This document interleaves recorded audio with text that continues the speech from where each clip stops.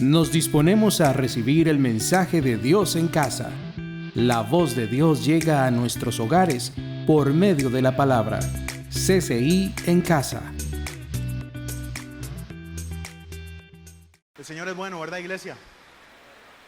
¿Cuántos reconocen que Dios es bueno? Señor, gracias por esta tarde. Gracias por tu favor y tu cuidado para con nosotros, Señor. Háblanos hoy, enséñanos hoy. En el nombre de Jesús oramos y el pueblo de Dios dice amén y amén. Nos hemos tomado 2 semanas para hablar un poquito sobre la importancia de la iglesia. Y estamos a punto de festejar el 31 de octubre, cuando el mundo está en el tema de Halloween, el 30 y 31. Nosotros recordamos una fecha muy importante que es la Reforma Protestante. La semana pasada les estaba recordando la importancia de poder reflexionar esto. En su bosquejo de la tarde de hoy, usted va a tener ahí unos puntos importantes. La Reforma fue un movimiento de pensamiento que tuvo que ver con volver a la Escritura. Hace 507 años, una serie de hombres se pusieron a reflexionar y descubrieron de nuevo en la palabra, en las Escrituras, cómo una persona puede ser salva. El contexto de ese momento era un contexto muy complejo en el que la Iglesia Católica era un imperio gobernador, el Papa era un gran rey que estaba a cargo de territorios y de ejércitos, y el dinero era lo que movía todo. Unos cuantos siglos antes ya la iglesia había empezado a buscar la necesidad de regresar a la Biblia. Las misas no se hacían en el idioma de las personas, era ilegal leer la Biblia. Si alguien tenía una Biblia, lo mataban. Si alguien trataba de traducir la Biblia, lo mataban. Si alguien trataba de explicar la Biblia, lo mataban. Era completamente ilegal estar cercano a la Biblia. Y frailes, monjes, sacerdotes empezaron a descubrir que la Escritura es la clave para poder conocer a Dios. Entonces, ahí en las 4 viñetas que tiene usted en su bosquejo, le recuerdo las preguntas que guiaron a la Reforma. ¿Cómo es que una persona se salva? La persona se salva porque puede pagar su salvación, porque lo que estaba en el momento, en el contexto, era exactamente eso. Las personas que tenían dinero compraban su salvación, y con dinero el Papa les daba una carta, una indulgencia que permitía el perdón de pecados. El que no tenía dinero tenía que ir a poquitos, ir comprando. Se permitió inclusive comprarle la salvación a familiares que ya estaban muertos. Y entonces la pregunta fue, ¿cómo logramos nosotros ser salvos? Y la Escritura nos enseña que somos salvos a través de la fe por gracia. Amén, hermanos. Cuando una persona confía en la obra que hizo Jesucristo y entiende que es un regalo en gracia, recibe la salvación. Entonces hubo 5 ideas que yo describí la semana pasada, que se convirtieron en las ideas que hicieron un gran incendio en la Europa de hace 500 años y que repercutió en lo que hoy nosotros llamamos Iglesia Protestante. Sola Escritura, las Escrituras, sola fide, sola fe, sola gracia, solo Cristo, solo para la gloria de Dios. Y al final de cuentas, estas 5 ideas se convierten en llamémoslo así, en una preciosa, una destilación de una serie de conceptos que nos acercan a Dios a través de la gracia y a través de la palabra. Hoy que cerramos este pequeño tema, lo único que quiero es que tengan resonando en su mente que estamos a punto de recordar 507 años de esto. Yo quiero proponer una pregunta hoy, ¿qué es lo que tiene que hacer una iglesia? Nosotros creemos que una iglesia es grupos de jóvenes, grupos de niños, reuniones, un micrófono, gente cantando. Nada de eso está en la Biblia. Nada de eso está en la Biblia. Entonces, grandes pastores y teólogos a lo largo de la historia han reflexionado esto. ¿Qué es lo que tiene que tener una iglesia para que sea la iglesia bíblica? Yo le hago un listado chiquitito ahí de cosas que por sí mismas son un gran tema, pero hoy simplemente se lo estoy poniendo como algo que genere tal vez reflexión en usted. ¿Qué es lo que ocupa una iglesia para ser iglesia? Entonces la iglesia, para ser iglesia, necesita predicación bíblica. Necesita que personas expliquen la palabra. Segundo, la iglesia necesita ser un espacio en el que los sacramentos se compartan, o sea, en el que nosotros podamos hacer la Santa Cena y personas puedan aceptar ser del equipo de Jesús a través del bautismo. Eso es muy importante. Tercero, necesitamos alabar, pero hermanos, alabanza, hoy me tocó a mí tocar el piano, pero alabanza no tiene nada que ver con esto. Lo que hicimos puede que sea alabanza, solo Dios sabe si lo que hoy nosotros ofrendamos realmente estaba en nuestro corazón rendirle alabanza, porque alabanza no es música, alabanza es rendición ante Dios. Alabanza es una persona que reconoce que el Señor es amo, es más grande, y entonces rinde todo lo que es, como cantamos en la última canción con Mari, rindo mi ser, me entrego completamente a alguien que es mayor que yo. Cuarto, ¿qué hace una iglesia? Predica, lleva la misión. Y esto no tiene que ser específicamente un comité de misiones o un comité de evangelismo, sino una iglesia que entiende que debe compartir la palabra. Hermano, nosotros estamos creciendo para la gloria de Dios, pero la única forma en la que vamos a alcanzar a las personas que realmente necesitan de Dios es que usted le cuente a ellos, a sus amigos. Nosotros vivimos un tiempo que ahora es digital, la gente está muy ocupada. Entonces el tiempo de las campañas, el tiempo en el que se ponían películas afuera, ya ese no es el tiempo. Ahora los muchachos tienen Netflix, HBO, todo en el teléfono, y no podríamos competir con eso. El tiempo que vivimos ahorita es que nosotros podamos contarle a la gente que Dios ya puso en nuestro camino, compañeros, quién es el Señor. Entonces una iglesia hace misión, hace evangelismo, hace discipulado con la gente que tiene cerca. Quinto, una iglesia tiene liderazgo, tiene hombres y mujeres a cargo que van formando otros, que vayan levantando otros ministerios. Y sexto, algo que no nos gusta, una iglesia disciplina. Una iglesia está para que nos amemos, pero también una iglesia está para que recibamos corrección. Y todo mundo quiere un pastor cuando tiene problemas, pero nadie quiere un pastor cuando se equivoca. Nadie quiere un pastor que le corrija. Todo mundo quiere un pastor que le abrace, pero nadie quiere una iglesia que le diga, hermano, eso que está haciendo no es correcto. Necesitamos crecer ahí. Una disciplina bíblica en amor. Entonces la pregunta, que es el tema de esta tarde, es: ¿cuál es la iglesia que Jesús quiere? ¿Cuál es la iglesia que Jesús quiere? ¿Cuál es la expectativa de Cristo con el hecho que nosotros seamos iglesia? Abra su Biblia, por favor, en Apocalipsis capítulo 2, verso 1. Hoy vamos a ver un ejemplo en el que Jesús nos dice claramente qué es lo que Él quiere.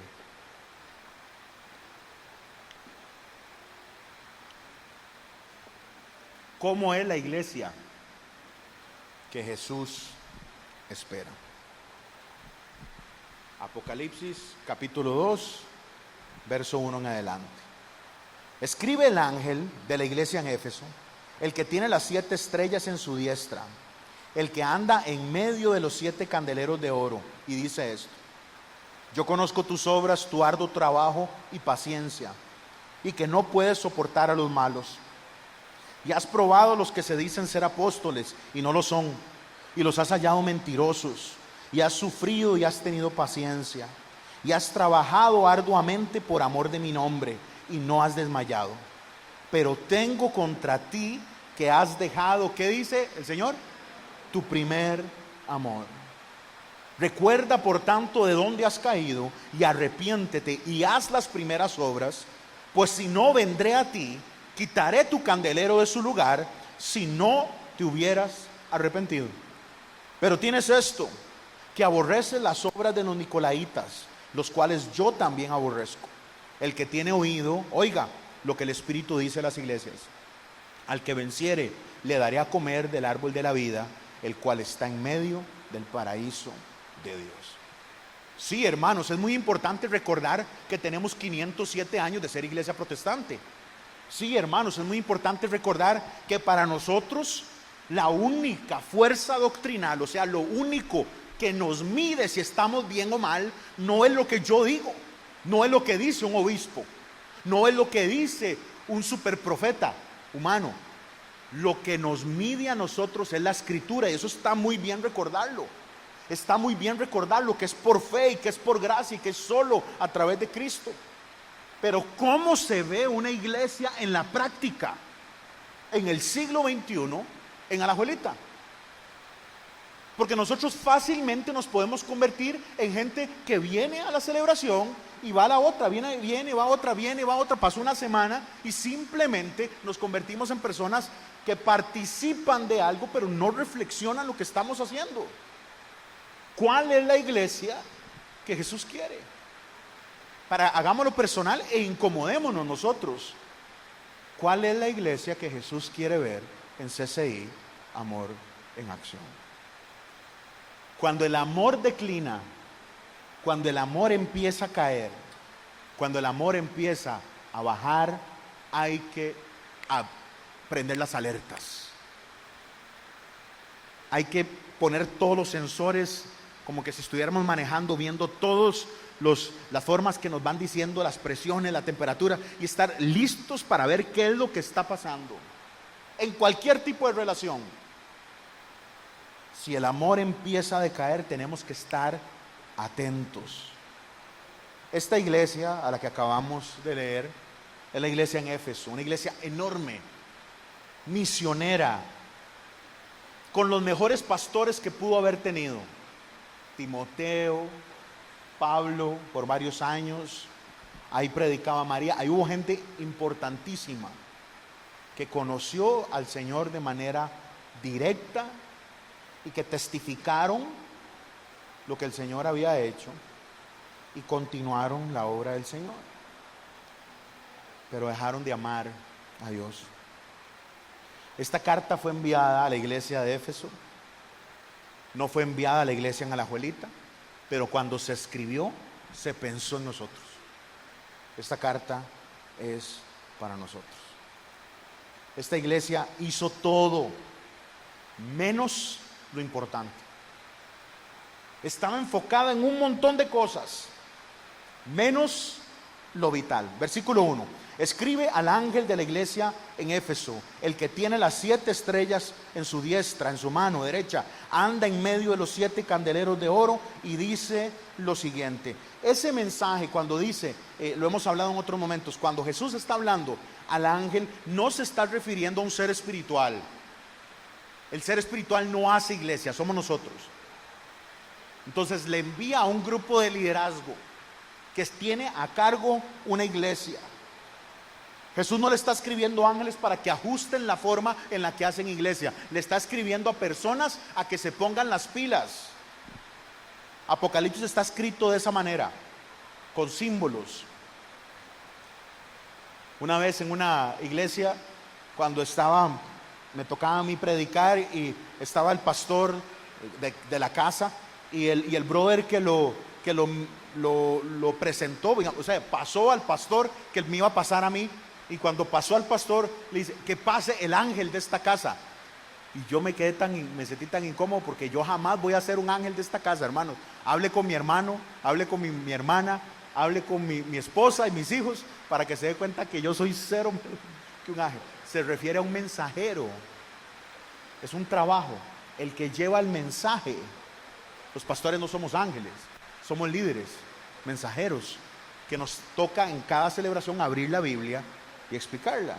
Pero dice la palabra: el que tiene las 7 estrellas en su mano y el que anda en medio de los candelabros, el que se mueve en medio de las iglesias. Primer punto: la iglesia existe si Jesús la sostiene. ¿Me da un amén? La iglesia es de Cristo. Ahí le pongo un pasaje en su bosquejo, Apocalipsis 1:16.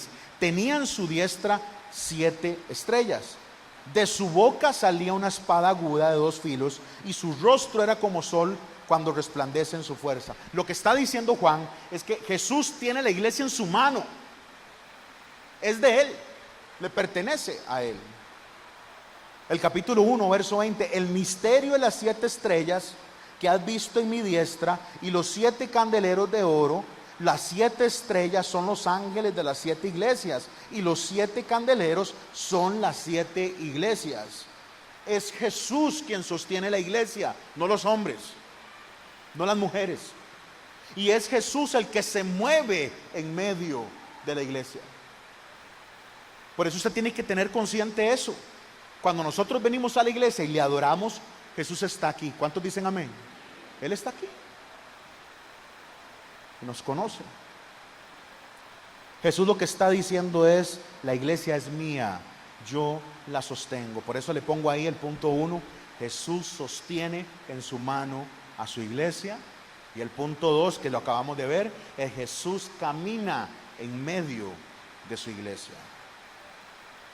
Verso 13 del capítulo 1. Y en medio de los 7 candeleros, a uno semejante al Hijo del Hombre, vestido con una ropa que llegaba hasta los pies y ceñido por el pecho con un cinto de oro. Jesús tomando control de su iglesia. Camina en medio de su iglesia. Se mueve en medio de su iglesia. Ahora, ¿se complace Jesús con lo que ve en medio de su iglesia? ¿Se deleita el Señor moviéndose en medio de su iglesia? Este verso 1 lo que nos está recordando es que la iglesia le pertenece a Dios. Y lo que está diciendo es: yo conozco, yo sé cómo es mi iglesia. Se lo dijo a Éfeso y ahora nos lo dice a nosotros. Verso 2. Yo conozco tus obras, tu arduo trabajo y tu paciencia. Hermanos, Dios lo conoce. No oculte. Deje de jugar a cristiano. Dios nos conoce. Él conoce su iglesia y nos conoce a cada uno de nosotros. Vea qué interesante lo que hace el Señor, porque el Señor va a regañar a esta iglesia, va a exhortar a la iglesia, pero arranca felicitando. Y es muy interesante, familia, que esta iglesia que recibe una exhortación grande de Dios, recibe una felicitación mejor que Filadelfia y Esmirna. Que esas 2 iglesias reciben de una manera clara una felicitación. Pero la felicitación que recibe Éfeso es mayor, tiene más versos que lo que reciben las otras 2. Lo primero que felicita el Señor Jesús a la iglesia en Éfeso, ahí lo vemos en el verso 2. Yo conozco tus obras, conozco tu arduo trabajo y conozco su paciencia. Lo primero que el Señor conoce es el sacrificio que hace la iglesia. El Señor sabe lo que hacemos, conoce lo que hacemos. Y ninguna iglesia sobrevive sin cansarse.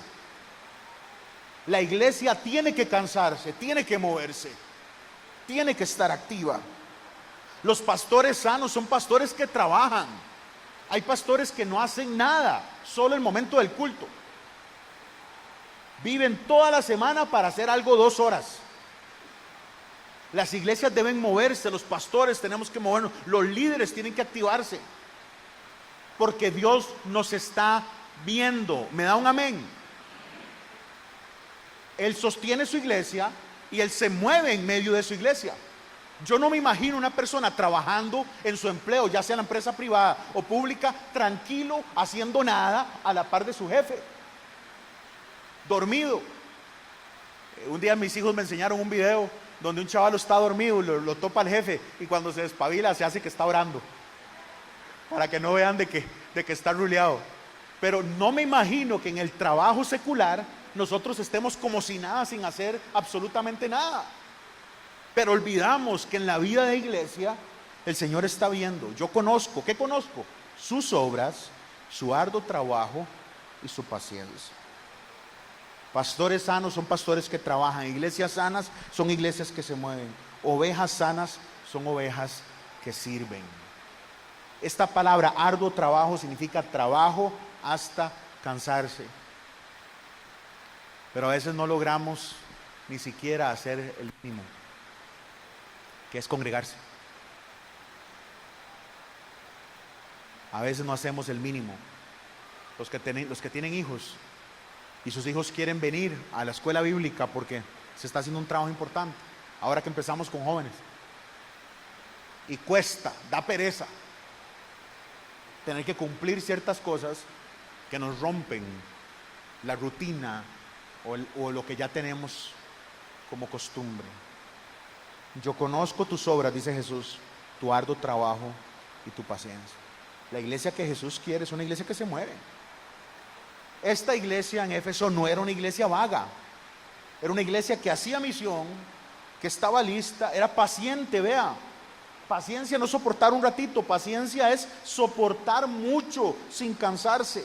Entonces, primer cosa que Jesús felicita es: yo sé que ustedes hacen, yo sé que ustedes se mueven, yo sé que se sacrifican. Segundo, vean el verso 2: y sé que no puedes soportar a los malos. Entonces, primer cosa que los felicita porque se mueven, y además los felicita por su doctrina. Tienen una enseñanza correcta, no aceptan la doctrina falsa, son fieles a la palabra, conocen que la palabra es el sustento, ya saben distinguir entre un falso maestro, entre una falsa maestra. Yo he sido muy crítico con ustedes. Mi trabajo no es ver cómo yo hablo mal de otros pastores. Ese no es mi trabajo es predicar la palabra. Pero a la misma vez, mi trabajo es cuidar la grey que Dios ha puesto sobre mis manos, de manera humana y temporal ahorita.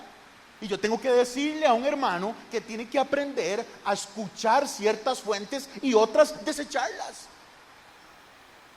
Hay cosas que no van con nuestra iglesia, que no deberían estar en su Facebook, que no deberían estar en sus redes sociales, por la forma en la que enseñamos la escritura acá. Ustedes nunca me han visto a mí predicar que con plata se pueden pactar cosas. Aquí nunca hemos pasado la ofrenda 2 veces. Aquí nunca hemos manipulado para que den dinero, y veo que yo saco predicaciones para hacerlos sentir mal pero yo a veces veo que hay personas que no logran filtrar hombres que son mentirosos, mujeres que son mentirosas y que son abiertamente de la teología de la prosperidad, y que esa teología es demoníaca. No tiene nada que ver con nosotros. Lo comprendo con una persona que está aprendiendo en la fe, y que es bueno que aprenda a diferenciar eso. El Señor reconoce en Éfeso que tienen la enseñanza correcta y que saben filtrar. Escuchan a alguien predicar una tontera y dicen: eso no va, y ustedes me lo han hecho saber. Me mandan un mensaje, me mandan un video: vea esto que vi, vea esto que pasó en la iglesia que va mi hermano, vea esto que pasó en la iglesia que va tal persona, o lo que sea. Porque ya empezamos a notar que es sana doctrina y que es doctrina de hombres, o mi hermano, mi hermana, no se asuste, de demonios que guían iglesias. Entonces el Señor le felicita a Éfeso por el sacrificio que hacen y porque tienen la enseñanza correcta, porque reconocen quién realmente enseña de manera correcta. Le dice el Señor Jesús a esta iglesia: y has probado, verso 2, a los que se dicen ser apóstoles y no lo son, y los has hallado mentirosos. En la época en la que vivimos, éxito que se mide por influencia, por cantidades, es tan fácil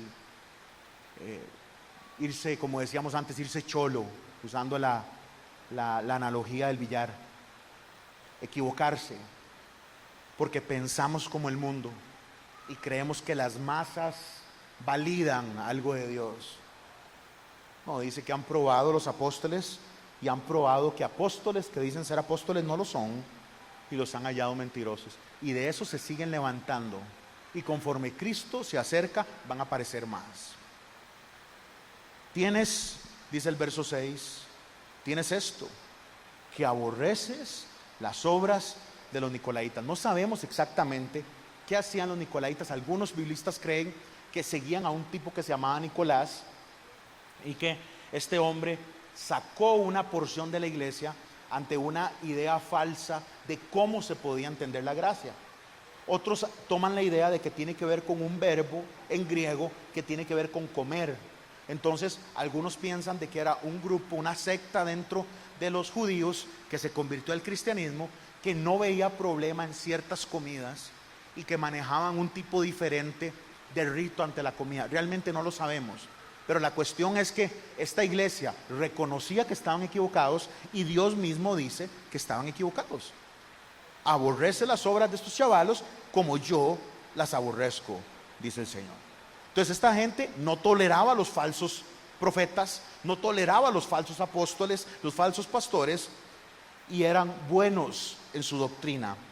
Hechos 20:28 dice lo siguiente: por tanto miren por ustedes y por todo el rebaño, en que el Espíritu Santo les ha puesto por obispos para apacentar la iglesia del Señor, la cual Él ganó por su propia sangre. Porque yo sé que después de mi partida entrarán en medio de ustedes lobos rapaces que no perdonarán el rebaño. Yo sé que después de mi partida entrarán en medio de ustedes lobos rapaces que no perdonarán al rebaño.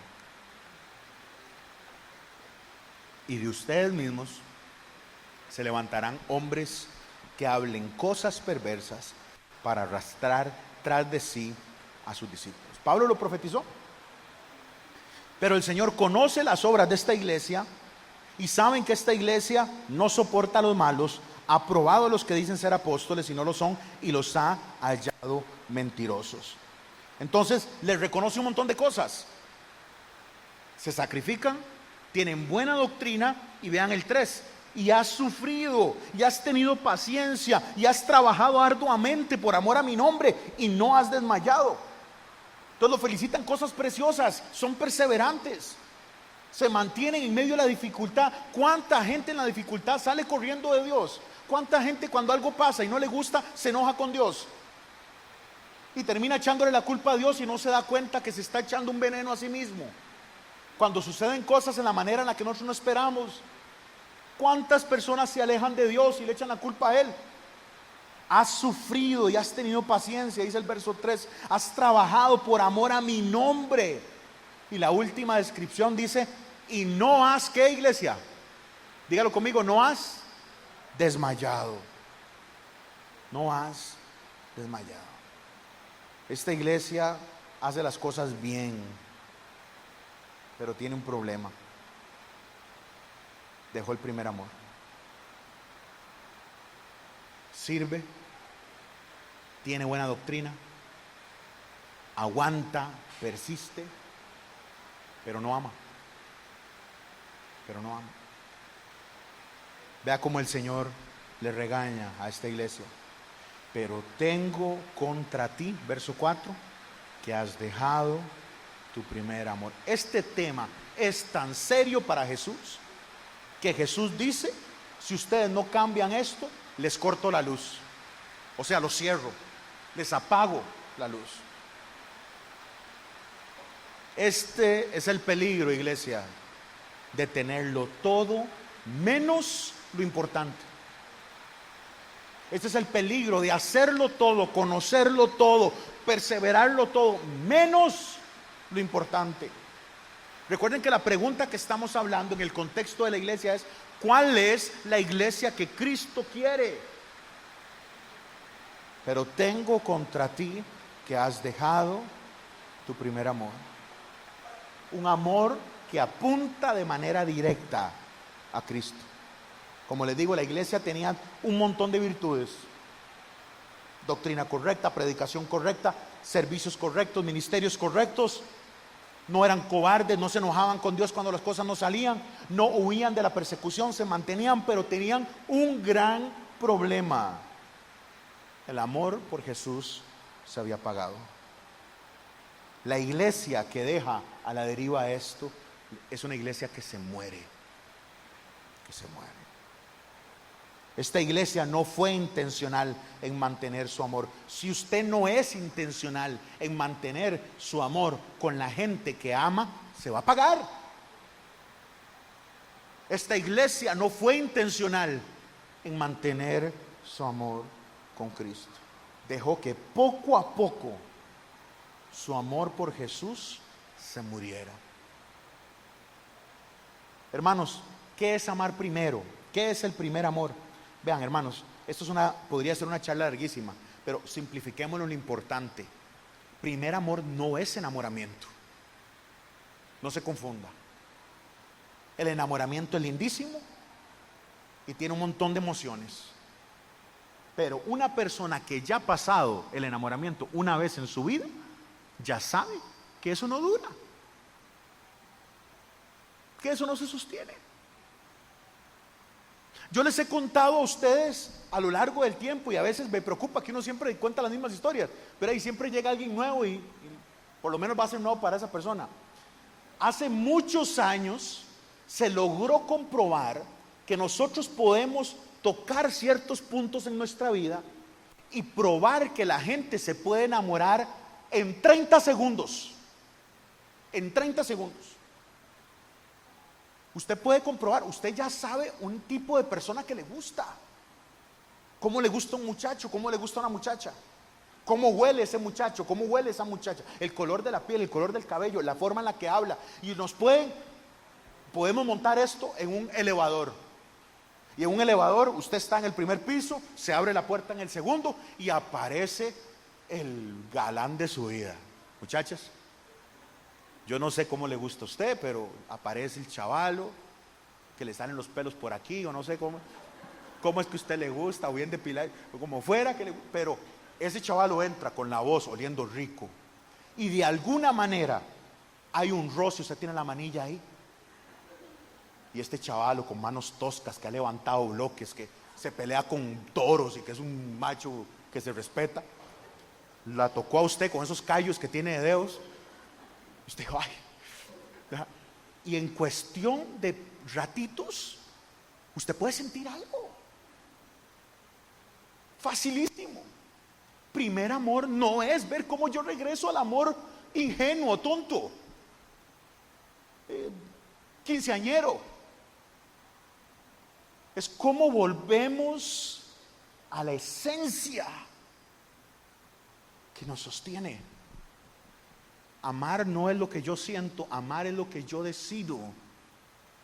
Dietrich Bonhoeffer le dijo a un familiar que se iba a casar, él estando preso por los nazis, le dijo a un familiar que se va a casar: la gente cree que el amor es el que sostiene el matrimonio y no han entendido que el matrimonio es el que sostiene el amor. Es el compromiso. Porque van a haber un montón de momentos en los que no se va a querer amar. Entonces, cuando el Señor Jesús está enviando la carta a Éfeso y hoy nos está enviando la carta a la Juelita, no está diciendo que volvamos al tiempo de los chocolates y de las flores y de las salidas y de las risas tontas y de las conversaciones que no sabemos ni qué hacer por lo nerviosos que estamos, que en un momento pueden ser bonitas y que pueden parecer algo muy bonito, como cuando usted llama. Ya eso no pasa, porque ahora los chiquillos se declaran y se cortan por WhatsApp. Antes nosotros teníamos que poner las monedas en el teléfono de público, ¿se acuerdan? Y entonces uno decía, corte usted. Ay, no, corte usted. Ok, a las 3, 1, 2, 3, no cortó. Y entonces ahí estaba en la playa uno, y yo salía, o Carlos, y nos teníamos que poner y cuando uno veía a alguien en la fila que ponía ese montón de monedas, ya empezaban a joder, ¿verdad? Los muchachos nunca van a saber eso. Pero no es volver a ese tiempo de solo emociones. Entonces yo quiero que reflexionemos ¿qué hace que un primer amor se apague? ¿Qué hace que esto se muera? Y yo creo que la clave es cuando la relación se hace rutina.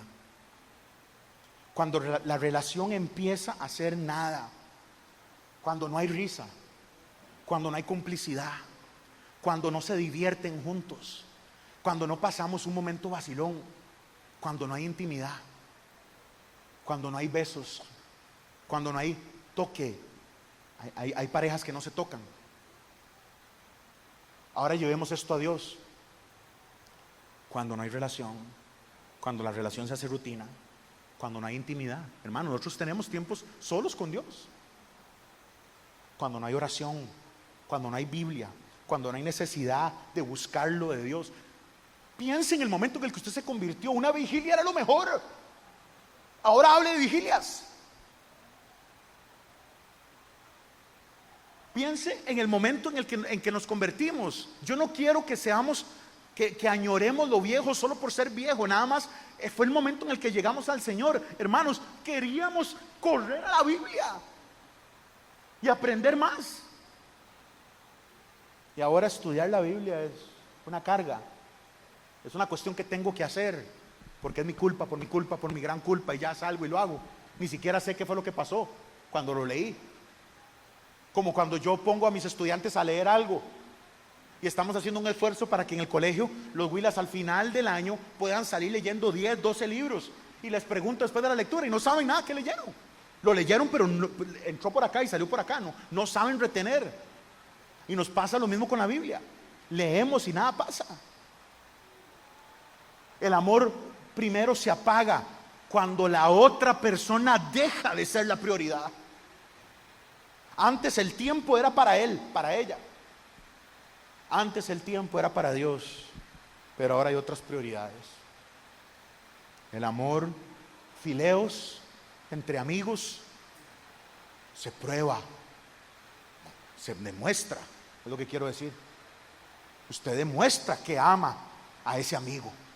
Usted demuestra que ama a esa amiga, la tiene constantemente en sus pensamientos, está orando por él, está orando por ella. El amor eros se prueba a su pareja. Usted le comprueba que le ama, que quiere estar cerca, que quiere disfrutarla, que quiere vivirla, que quiere saborearla. Eso se prueba. Y también el amor ágape, el amor perfecto, debe ser prioridad. Entonces, cuando Jesús dice, pero tengo contra ti que has dejado tu primer amor, es una relación con Dios que cayó en rutina. Es una relación con Dios que dejó de ser prioritario. Y el desafío del creyente es mantener a Dios en primer lugar. ¿Me da un amén? Es el desafío del creyente. ¿Usted cree que el diablo le va a aparecer a usted tentándolo para que haga ritos satánicos? Usted no lo va a hacer. Usted teme al Señor. El diablo lo va a desconcentrar, lo va a desenfocar, lo va a cansar en un montón de cosas, para que su amor se apague, para que su fe se muera, para que Jesús deje de ser su prioridad, para que Dios ya no sea la fuerza de su vida. Jesús dice, busquen primero el reino de Dios. Mateo 6:33. Busquen primero el reino de Dios. Busquen primero el reino de Dios y su justicia, y todas las demás cosas serán, ¿qué, iglesias? Añadidas.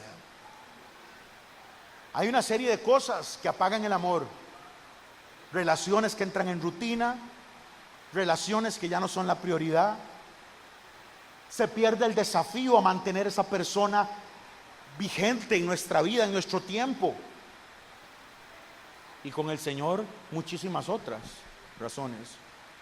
Pecado oculto, afán, estrés, preocupaciones, mirada en el mundo. Iglesia, por favor aprenda esto. No existe el cristiano estancado. El cristiano o avanza o retrocede. O estamos caminando hacia la cruz o nos estamos alejando de la cruz. Si el cristiano fuera un carro, solo tendríamos dos marchas, delante y atrás, como un carrito chocón. Adelante y atrás. No existe neutral, no existe parking.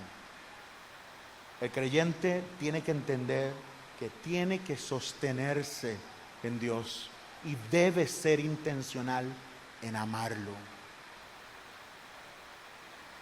Todos nuestros pecados, todos nuestros fracasos son momentos en el que Dios no fue la prioridad. Escogimos otra cosa por encima de Dios. Algo le ganó más que la gloria de Dios. Pero iglesia, Dios es tan bueno que, como cantamos ahora, Él hace de ruinas cosas gloriosas. ¿Cuántos dicen amén? Y todos los que estamos aquí somos dependientes de la gracia de Dios. Pero todos los que estamos aquí nos hemos hallado cortos de su amor. El creyente tiene que tener una prioridad. Tengo que tener vigente mi amor con Dios. Verso 5. Recuerda, por tanto, de dónde has caído. Hermanos, el Dios que tenemos es hermoso. Dime un amén. Hermanos, Jesús restaura. Jesús hace hombres nuevos. Jesús hace mujeres nuevas. Jesús hace muchachos nuevos, matrimonios nuevos. Él los hace. Recuerda, por tanto, de dónde has caído. Alguien tiene que reconocer que cayó y levantarse y reconocer de dónde se dio el guamazo, de dónde estaba. Estaba en la casa de Dios, estaba como hijo de Dios y terminó caído. Perdóneme la frase, pero terminó comiendo la porquería que comían los chanchos. Teniendo papá en casa, teniendo finca, teniendo jornaleros, teniendo la bendición que da la cobertura de estar bajo Dios, el fracaso del creyente es que quiere ir a comer caca. Quiere ir a comerlo. Porque el pecado le miente, porque el pecado lo engaña y le cree la mentira al pecado. Y se va y se hinca ante la porquería y la come. El odio, el resentimiento, el pecado sexual, robo, odio, falta de perdón, y prefiere comer la porquería a la que el Señor vino a darle libertad antes de estar en casa. Recuerda de dónde has caído y arrepiéntete. Amar a Dios es central en nuestra fe, pero hermanos, amar a Dios implica reconocer que nosotros vamos a fallar y que Él es suficiente para perdonar. 3 pasos. Recuerde. Segundo, arrepiéntase. Usted me ha oído 1000 veces y lo repito. Arrepentimiento no solo es cambio de dirección. En el griego eso es lo que quiere decir: yo voy para allá, ahora voy para acá. Pero arrepentimiento es cambio de mente. Yo pienso diferente. Voy a tener cuidado con eso porque soy propenso a caer ahí. Voy a tener cuidado con eso porque soy propenso a enfocarme en mis cosas, en mi agenda, en mis deseos, en mis planes. Voy a cuidarme. Entonces arrepentimiento no es solo cambio de dirección, no es solo la vuelta en U, sino que es cambio de forma de pensar. Y el Señor le dice a Éfeso: recuerde de dónde has caído, arrepiéntete. Y tercer paso, y haz las primeras obras. Dígalo conmigo: haz las primeras obras. Dígalo todos, por favor: haz las primeras obras. ¿Sabe por qué, hermanos? Porque el amor no es lo que yo digo, el amor es lo que yo hago. El amor no es lo que yo digo, el amor es lo que yo hago. Yo puedo decir que los amo, y si hablo mal de alguien, no le amo. Yo puedo decir que lo quiero, pero si no pruebo que lo quiero, no lo quiero realmente. Recuerde, arrepiéntase y haga las primeras obras. Ahí no termina esto, hermanos. Jesús nos advierte que este arrepentimiento es necesario. Verso 5. Pues si no, este es Jesús, hermanos. Esta es una amenaza, una advertencia. Pues si no, vendré a ti, quitaré tu candelero de su lugar, si no te hubieras, ¿qué, iglesia? Arrepentido. ¿Cuál es la iglesia la que Jesús quiere? Jesús quiere una iglesia que le ame. Y si no le ama, viene y cierra. Y aquí hay 2 cosas, yo las he hablado anteriormente. Hay 2 posibilidades. La primera es que la iglesia deje de existir, o la segunda, que es peor, es que la iglesia siga existiendo pero ya Dios no está ahí. Vean, hermanos, la iglesia global tiene la profecía o llamémosle la garantía de que nunca va a haber derrota.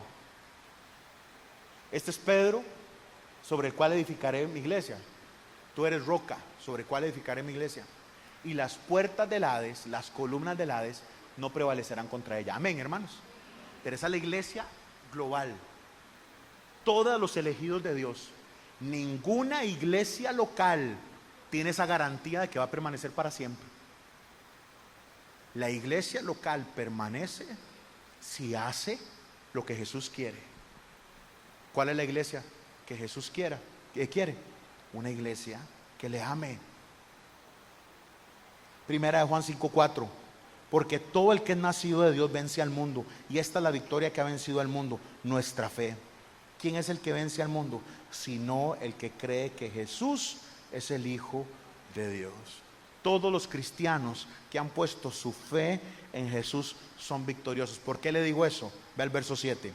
El que tiene oído, oiga lo que el Espíritu dice a las iglesias. Al que venciere, ¿quién es ese el que venciere? El que tiene la fe. Porque Juan dice, todo el que es nacido de Dios vence al mundo, y esta es la victoria que ha vencido al mundo, nuestra fe. ¿Quién es el que vence al mundo? El que cree que Jesús es el Hijo de Dios. Entonces, volviendo a Apocalipsis, dice, el que tiene oído oiga lo que el Espíritu dice a las iglesias. Al que venciere, le daré de comer del árbol de la vida, el cual está en medio del paraíso de Dios. El que vence será alimentado por la mano de Dios. El árbol de la vida estaba en el jardín donde estaba Eva y Adán, y el Señor sacó a la humanidad de ese jardín. Pero el segundo Adán, Jesucristo, el verdadero y único Dios, nos da acceso al árbol de la vida, al árbol de Dios, a través de la fe. Si alguno ha abandonado su primer amor, hermanos, su vida espiritual está en juego. La bendición de Dios para su vida está en juego. El plan que el Señor tiene para cada uno de nosotros es bueno. Amén, hermanos. Pero usted puede pensarlo con sus decisiones. Porque la iglesia está compuesta de hombres y mujeres como nosotros, que toman decisiones a diario. Entonces, por eso lo que era eclesial, comunitario, ahora se convierte en algo personal. El que tiene oído, no es un oído grande de una iglesia, es el oído de cada uno de nosotros. El que tiene oído, oiga lo que dice el Espíritu. El que vence comerá del árbol de la vida, el cual está en el paraíso de Dios. Entonces, ¿cuál es la pregunta inicial? ¿Cuál es la iglesia que Jesús quiere? La iglesia que Jesús quiere es una iglesia que no deja de amarle. Dele vuelta a su bosquejo y vea esto que le pongo acá, para que usted lo pueda reflexionar esta semana. Está buenísimo que tengamos la doctrina correcta. Está buenísimo que sirvamos. Y si usted no sirve, no está sirviendo ahorita, tiene que ponerse las pilas para ver cómo hacemos y cómo activamos. La gente cree que servir es solo venir a hacer cosas a la iglesia. No, servir es compartir la palabra con la gente que usted tiene alrededor. Pero bueno, después hablamos de eso. Pero está muy bien servir, está muy bien orar, está muy bien tener la doctrina correcta, está muy bien estar en iglesias sanas. Pero vea lo que nos está diciendo la palabra hoy. Eso no es suficiente si no amamos a Jesús de manera prioritaria. Entonces, como esto tiene que convertirse en algo personal suyo, le pongo 40 evidencias ahí que pueden ser muestra de que usted ha perdido su primer amor. Durante horas y hasta días usted piensa poco en Dios. No tiene un fuerte anhelo de pasar tiempo con Él. Si hay que ir al estadio, si hay una fiesta, eso lo alegra. Si viene una película, eso lo alegra. Pero estar con el Señor no genera nada en usted. No tiene un gran apetito por la palabra. Leer la Biblia es un trabajo, una cosa más en la lista de cosas por hacer. Pasar tiempo en la oración es una carga, es una obligación, en lugar de ser un deleite. La adoración es formal, es seca, es desprovista de vida, usted lo hace mecánicamente. La oración y la adoración privada es casi inexistente. Mi hermano, si usted no está orando, usted se está muriendo. y no se da cuenta. Usted está más preocupado por la salud física, que es buena. Está preocupado por su bienestar y comodidad, que es bueno, que por la condición de su corazón. Tiene ansias de comida física. Qué rico comerse algo rico, como dice la gente. Qué rico comerse algo rico, pero no tiene apetito por la comida espiritual. Anhela tener compañía humana, o sea, nos gusta andar en fiesta, nos gusta que la gente nos visita, nos gusta estar con compañía, pero no nos importa cultivar una relación con Cristo. Pasa más tiempo y esfuerzo en mantener su apariencia física, que es buenísimo, que en cultivar una belleza espiritual en Dios, interna, en pos de agradar a Cristo.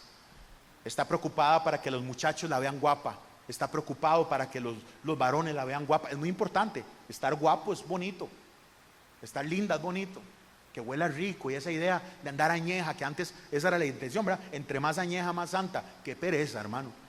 ¿Ah? Nada que ver. O sea, hay que bañarse, hay que ponerse aretitos, hay que estar bonita. Un cursito de maquillaje, buenísimo, genial.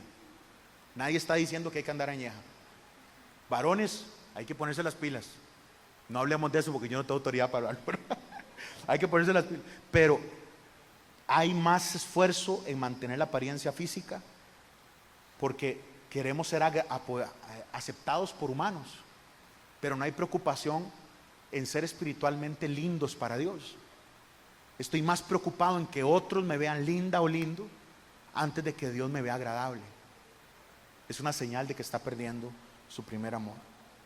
Su corazón hacia Cristo está frío e indiferente. No está sensible como antes. La palabra no lo conmueve. 12. El cristianismo se ha convertido en una lista de cosas. El sábado me toca ir a la iglesia. Eso es todo. Mide la espiritualidad suya y la de otros por el desempeño y no por el corazón. O sea, qué bien que hace eso, pero no medimos quién es la persona que hace eso. A, B o C. El cristianismo se define por lo que hago, pero no por lo que soy. Estoy enfocado en hacer y hacer cosas. Es lo que le pasó a Éfeso.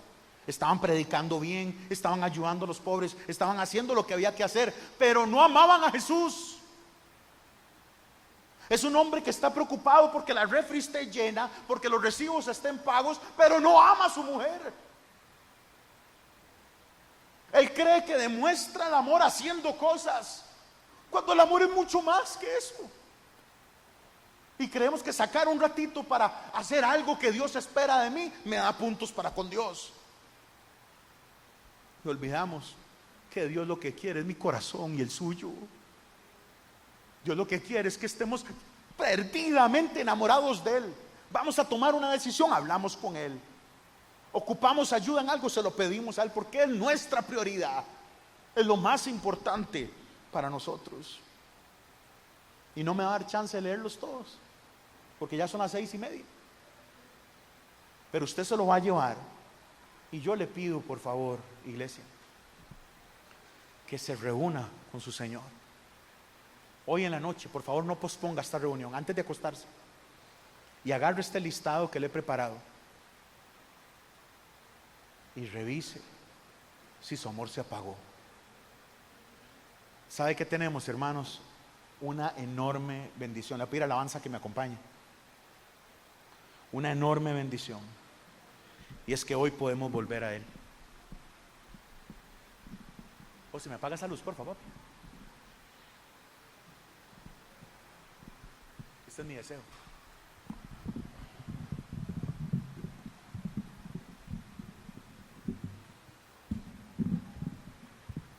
Qué importante es, iglesia, tener la doctrina correcta. Buenísimo. Qué importante leer la palabra. Excelente. Qué importante servir a Dios. Qué importante perseverar. Pero hermanos, de nada sirve si Jesús no es su prioridad. De nada sirve.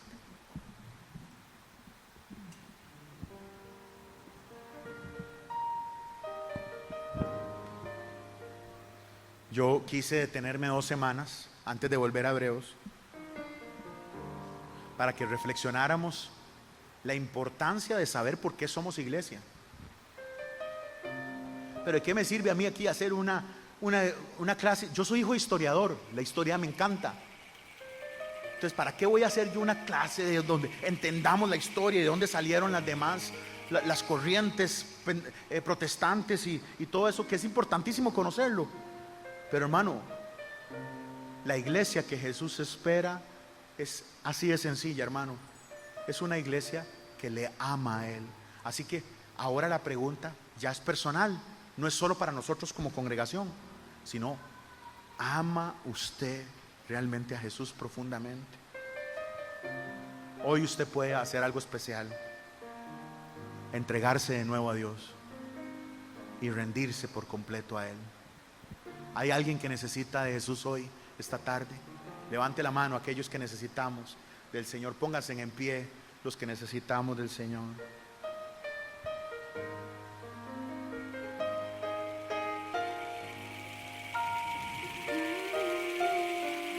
Señor, hoy venimos ante ti. Perdónanos, Señor, perdónanos.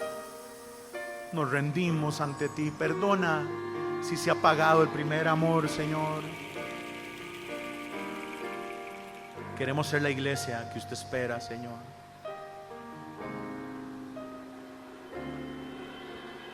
Ese es mi deseo. Levante la voz con nosotros, iglesia. Honrarte a ti con todo mi ser, te adoro a ti.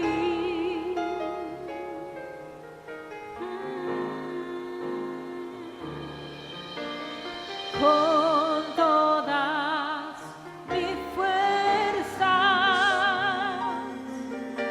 te alabaré.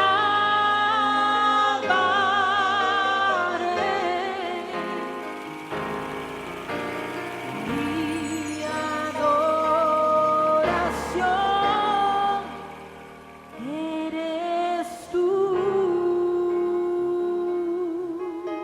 Dígale este coro fuerte con nosotros. Hoy te rindo. Hoy te rindo mi ser. Dios, haz tu obra en mí.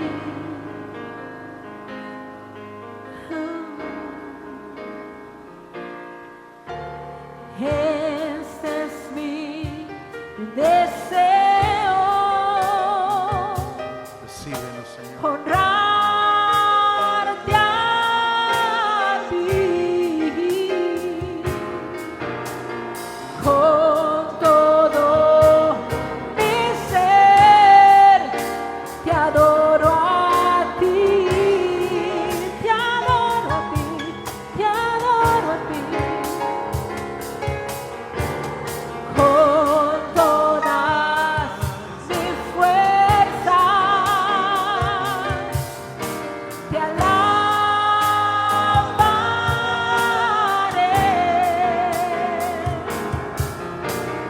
Mi adoración eres tú. No se vaya hoy. No se vaya hoy sin rendirse del Señor. Hoy te rindo. Hoy te rindo mi ser, todo mi corazón. Yo vivo para ti en cada palpitar, mientras haya aliento en mí. Dios, haz tu obra en mí.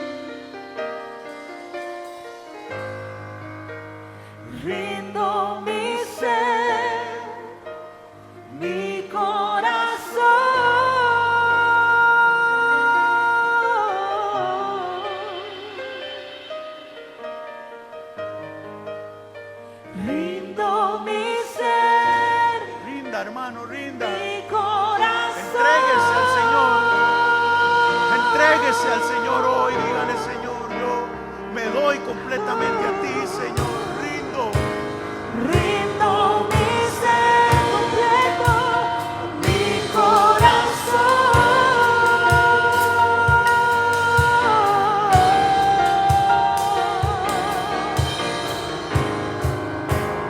Rindo mi ser, mi corazón.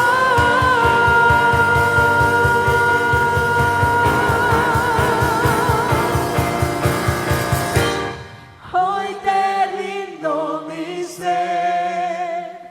te doy mi corazón. Yo vivo para ti, en cada palpitar. Mientras haya aliento en mí, mientras haya aliento, Dios, haz tu obra en mí. Hoy te rindo mi qué ser, lindo, iglesia.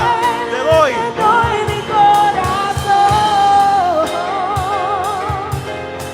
Yo vivo para ti, en cada palpitar. Mientras haya aliento en mí, Hoy te rindo, hoy te rindo. Dios, haz Obra en mí. Hoy te rindo mi ser. doy mi corazón. Yo vivo para ti, en cada palpitar. Mientras haya aliento en mí, Dios, haz tu obra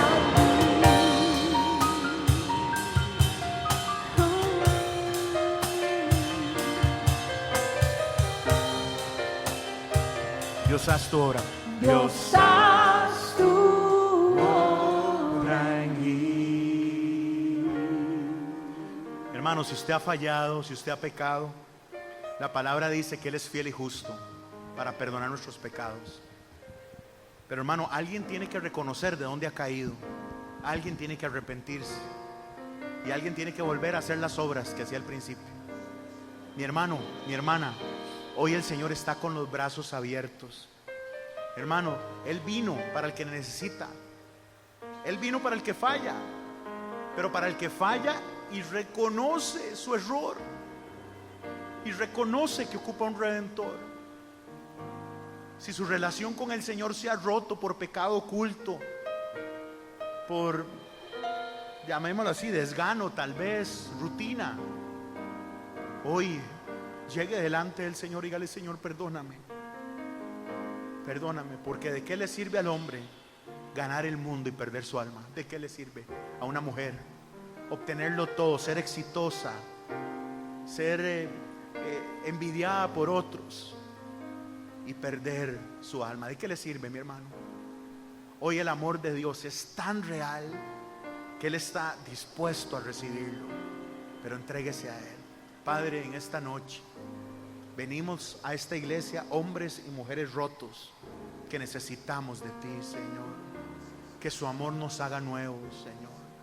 Perdóname, perdóname, Señor, porque yo me enfoco en otras cosas, Señor, que aparentan ser importantes, y pierdo de vista, Señor, lo que es vital, Señor.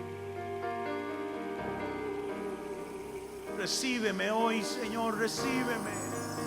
Haga como la mujer que sabía que si tocaba la ropa de Dios era suficiente para sanarla. Pero amigo, corra a Dios. Hermana, corra a Dios. Ríndase en el lugar correcto. Tal vez está rendido ante un altar falso, ante una mentira. Corra al único que le da vida. Corra al único que lo restaura, que lo ama tanto, que hoy lo limpia de toda suciedad, de toda porquería. Rindo mi ser, ríndase mi corazón. Te rindo mi orgullo, Señor, mis errores. Mi alabanza, Señor, va teñida, Señor, de error. Rindo rindo mi ser, Hágalo, hermano. mi corazón. ¿A dónde iré, Señor, si solo tú tienes palabras que dan vida? Rindo mi ser, Ríndase al Señor mi corazón. y reciba de Dios perdón. Recibe de Dios una nueva oportunidad. Recibe de Dios un anillo en el dedo. Reciba de Dios calzado. Reciba de Dios agua de vida. Rindo mi ser, rindo. Rindo mi ser, mi corazón.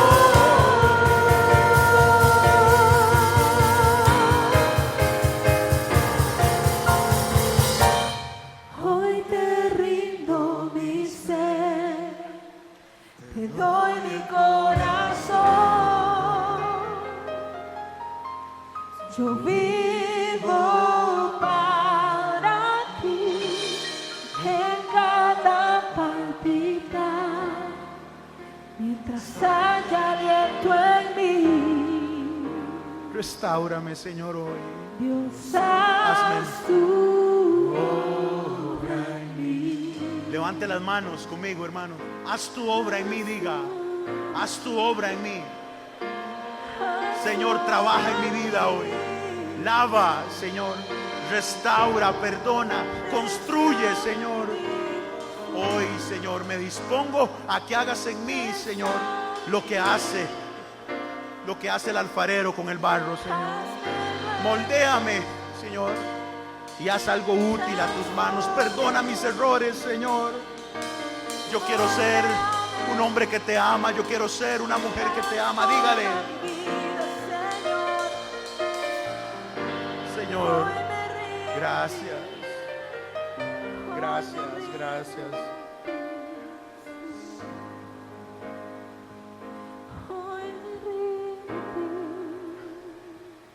Dios, haz tu obra en mí. Señor, gracias porque nadie puede tener la obra suya en nosotros, ni siquiera nosotros mismos, Señor. Haz la obra en mí, Señor. Usted que es bueno para empezar la obra, es bueno para concluirla, Señor. Gracias, gracias porque estás aquí. Señor, queremos ser una iglesia que te ama. Y una iglesia que te ama está compuesta de hombres y mujeres que no dejan ir el primer amor. Ayúdanos a tenerte por prioridad, Señor. En el nombre de Jesús oramos. Y el pueblo del Señor dice amén y amén. Si usted puede conmigo, levante las manos una última vez. Señor, yo envío a este pueblo en paz. Oro para que la bendición suya esté sobre ellos, Señor. Oramos en contra del enemigo, Señor. Oramos para que podamos estar escondidos en tu mano, Señor. Gracias, Señor, porque usted restaura, Señor, hombres y mujeres pecadores. Hoy oramos, Señor, para que podamos ser portadores, Señor, portavoces, Señor, de lo que usted ha hecho en nosotros esta semana, Señor. Que seamos una iglesia que te ame y que seamos hombres y mujeres que te tengamos por prioridad. En el nombre que es sobre todo nombre oramos. Y el pueblo del Señor dice amén y amén. Que Dios le bendiga montones, hermano. No se preocupe por recoger sillas, preocúpese por abrazar a los hermanos. Buenas noches, iglesia. Nos vemos el martes.